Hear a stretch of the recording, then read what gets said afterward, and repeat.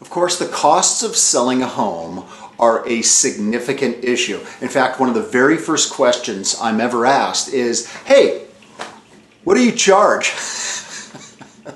And then furthermore, with several lawsuits that are going across the country right now about commissions, who pays for them, whether they're inflated, all of that, costs are now becoming more of an issue than ever before. Who pays the commissions and the selling costs? Well, who pays? It's the seller, right?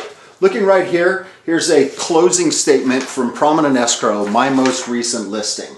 Right here, over $100,000 of various different charges, and the biggest portion of those are the listing and the selling commissions. And it says right there, it's the debit column out of the seller side. So it's the seller that pays the costs, right?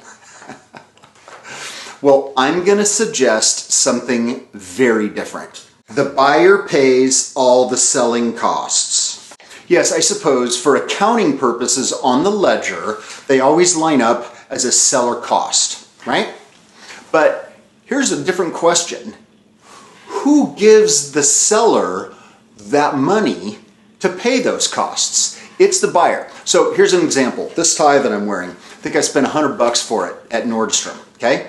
Now at Nordstrom, there's a 6% commission when somebody sells you clothing, right? So whoever got this commission, the guy that helped me or whatever, at some point in the week or two later, on their line item, it said Michael Howsam tie, $100, $6 commission. And obviously that check was from Nordstrom. So Nordstrom paid that commission. But I'm the one that gave Nordstrom the $100. So this is actually the way Nordstrom thinks about it. Nordstrom sold a $94 tie, added $6 a commission, and then I gave them the $100. In fact, any retail product that you buy is the exact same way. All of the selling costs are added in. The car that you're driving right now, of course, the sales guy got a commission. It was in the price of the car, and you paid for it. Selling a house is absolutely no different. The buyer pays for that.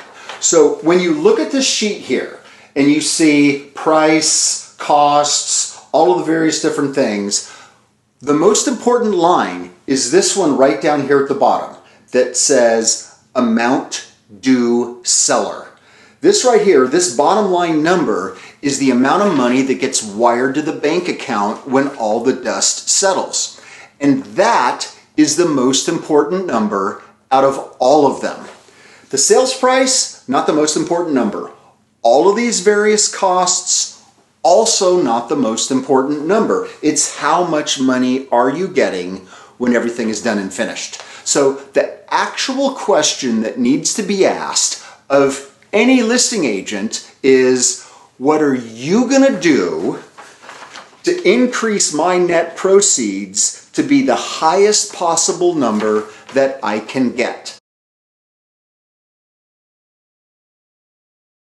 Anything else, costs, sales price, all of that stuff is not as important as how much money you're getting out of it. All right? I hope that's helpful.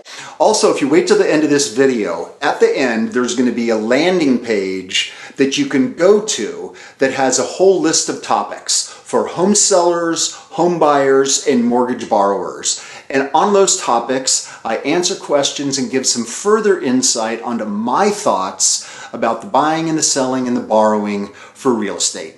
If you have any other further questions, please give me a call. Have a great day.